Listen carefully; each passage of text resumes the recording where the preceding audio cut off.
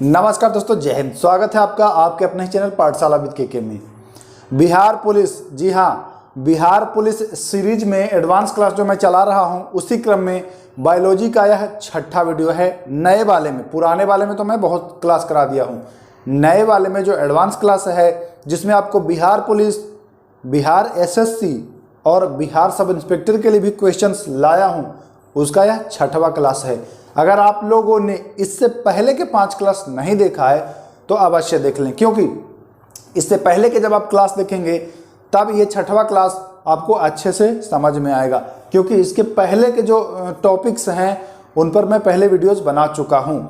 तो पहले उनको आप देख लें और उसके बाद इसको देख लिया। फिर इसको देखने के बाद भी जा करके वो देख जरूर लीजिएगा, क्योंकि जितने भी इम्पोर्टेंट क्वेश्चंस हैं, मान के चलिए कि एक वीडियो में 30 से 40 क्वेश्चंस मैं देता हूं आप लोग को, तो 10 से 12 वीडियो आएगा इसका।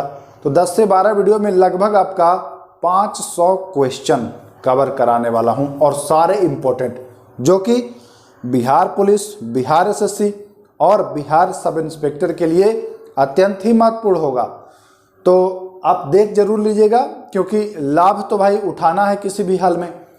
क्योंकि आपने देखा जब एग्ज़ाम हुआ 1 अक्टूबर को, तो क्वेश्चन का जो लेवल था बायोलॉजी का या बॉटनी का, तो थोड़ा टफ था, है ना। तो उसी के अकॉर्डिंग मैं सारे क्वेश्चन को इस बार सेट किया हूं, तो जरूर देख लीजिएगा, है ना। अब वीडियो को शुरू करते हैं बिना वक्त गवाए हुए। पहला क्वेश्चन ले लेते हैं। समजात अंग होते हैं, और देखिए इस क्वेश्चन को घुमा घुमा करके भी पूछा जाता है। जैसे चमगादड़ के पंख पूछ देगा कि क्या किसका उदाहरण है ना। तो ध्यान रखिएगा, समजात अंग जो होते हैं उत्पत्ति में समान होते हैं। कैसे होते हैं? उत्पत्ति में समान, ठीक ना, ध्यान दीजिएगा। अगला क्वेश्चन चलते हैं। घरेलू मक्खी के लार्वा को कहा जाता है। तो घरेलू मक्खी के लार्वा को दोस्तों मैगट कहा जाता है। क्या कहा जाता है? मैगट। ध्यान दीजिएगा, इंपॉर्टेंट है दोस्तों, इंपॉर्टेंट है। तीसरा क्वेश्चन चलते हैं। भोजन की नली की दीवारों के संकुचन और प्रसारण, है ना, फिर से सुन लीजिए। भोजन की नली की दीवारों के संकुचन और प्रसारण मतलब फैलाव, ठीक ना, की गति कहा जाता है। गति को क्या कहते हैं? तो उस गति को कहते हैं कर्माकुचन। क्या कहते हैं दोस्तों? कर्माकुचन। ये क्वेश्चन पूछा गया है, इंपॉर्टेंट है, 2 बार पूछा गया है दोस्तों, ध्यान रखिएगा। अगला चलते हैं क्वेश्चन नंबर 4 की ओर। एंजाइम है। तो एंजाइम एक प्रकार का जैव उत्प्रेरक का उदाहरण है। किसका? जैव उत्प्रेरक का उदाहरण एंजाइम है, ध्यान रखेंगे। अगला क्वेश्चन चलते हैं। लार। लार किसके पाचन में मदद करता है? तो लार जो है वो स्टार्च के पाचन में मदद करता है, ध्यान रखिएगा, ये भी इंपॉर्टेंट क्वेश्चन है। लार जो है स्टार्च के पाचन में मदद करता है, ध्यान रखेंगे। अगला क्वेश्चन चलते हैं। शरीर के किस भाग में, शरीर के किस भाग में, कहने का मतलब है किस अंग में पीत रस का उत्पादन होता है? यहां पर बहुत लोग फंसते हैं। पीत रस का उत्पादन तो वो लोग पित्ताशय मार देते हैं आंसर, लेकिन पित्ताशय नहीं होता है। पित्ताशय में संचित होता है, जमा होता है, ठीक ना। तो उत्पादन पूछ रहा है, तो उत्पादन में आप बताएंगे कि यकृत से पीत रस का उत्पादन या स्राव होता है।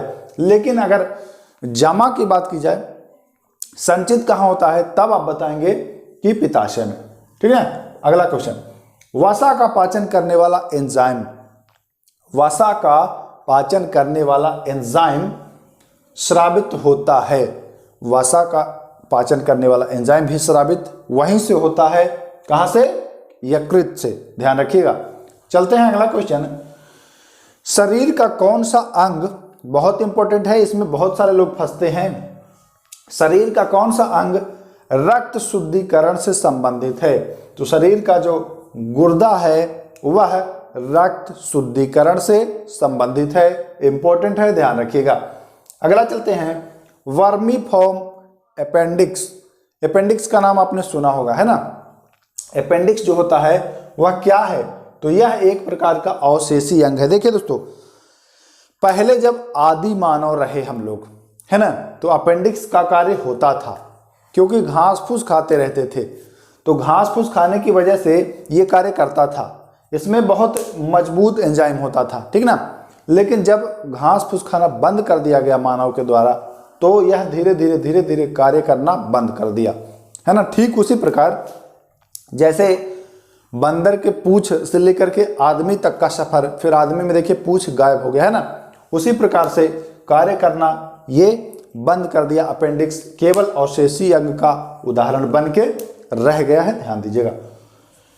एक स्वस्थ व्यक्ति में हृदय के धड़कने की औसत दर, कहने का ये मतलब है कि एक जो स्वस्थ व्यक्ति है, बीमार नहीं रहता हो, उसके हृदय की जो धड़कन है, उसको धड़कने की दर, तो धड़कने की दर है 72 बार प्रति मिनट। 1 मिनट में तो धड़कन जो है वह स्वस्थ व्यक्ति की 72 बार धड़कता है, ध्यान रखिएगा। अगला क्वेश्चन, एम्फाइसीमा बीमारी जो है यह संबंधित है किस अंग से? तो एम्फाइसीमा बीमारी है वह फेफड़ा से संबंधित है। किससे? फेफड़ा से, ध्यान रखिएगा, एम्फाइसीमा। अगला क्वेश्चन, फेफड़े की सुरक्षा हेतु इसके ऊपर एक झिल्ली का आवरण होता है। क्या होता है? एक झिल्ली का आवरण यानी परत यानी लेयर होता है। उस लेयर को फ्लूरा झिल्ली कहते हैं। क्या कहते हैं? फ्लूरा झिल्ली। पूछा गया है दोस्तों ये वाला क्वेश्चन कि जो फेफड़े को सुरक्षा प्रदान करता है उस झिल्ली का नाम क्या होता है? तो फ्लूरा झिल्ली आप आंसर करने वाले हैं, ध्यान रखिएगा। अगला क्वेश्चन, किसके ऑक्सीकरण के द्वारा उत्पन्न ऊर्जा को श्वसन कहा जाता है? श्वसन किसे कहा जाता है दोस्तों? तो आप बताइए। ग्लूकोज के द्वारा उत्पन्न ऊर्जा को श्वसन कहा जाता है, ध्यान रखिएगा। फिर से एक बार समझ लीजिए, किसके ऑक्सीकरण के? तो ग्लूकोज के ऑक्सीकरण के द्वारा जो ऊर्जा उत्पन्न होती है ना, उसको ही श्वसन कहते हैं, ध्यान रखिएगा, इंपॉर्टेंट है। अगला, क्रेब्स चक्र की क्रिया जो है वह संपन्न होती है। पूछा गया था दोस्तों ये क्वेश्चन भी। इसमें से ऐसे बहुत सारे क्वेश्चन हैं जो पूछे गए हैं और बार बार पूछे जाते रहे हैं दोस्तों, एक बार नहीं कई एक बार पूछे गए हैं। इस वजह से इन सारे क्वेश्चन को मैं लाया हूं। तो माइटोकॉन्ड्रिया में क्रेब्स चक्र की जो है प्रक्रिया वह संपन्न होती है, ध्यान रखिएगा। आगे चलते हैं दोस्तों। गहरी सांस लेने पर कितने लीटर गैस अंदर ली जा सकती है? तो 3.5 लीटर जो गैस है वह अंदर ली जाती है। गहरी सांस मतलब खूब जोर से और लंबी सांस लेने पर, ठीक ना, छोटी सांस नहीं, लंबी सांस, गहरी। अगला, जब अनोक्सी श्वसन की क्रिया जीवाणु और कवक में होती है तो क्या कहलाती है? तो उसे किण्वन कहते हैं। क्या कहते हैं? किण्वन, ठीक ना। अनोक्सी श्वसन की क्रिया जीवाणु और कवक में होती है तो वह किण्वन कहलाती है, ध्यान रखिएगा। अगला, कौन सी क्रिया को ऑक्सी तथा अनोक्सी श्वसन का कॉमन स्टेप माना जाता है? कौन सी क्रिया को, किस क्रिया को दोस्तों ऑक्सी तथा अनोक्सी श्वसन का कॉमन स्टेप माना जाता है? तो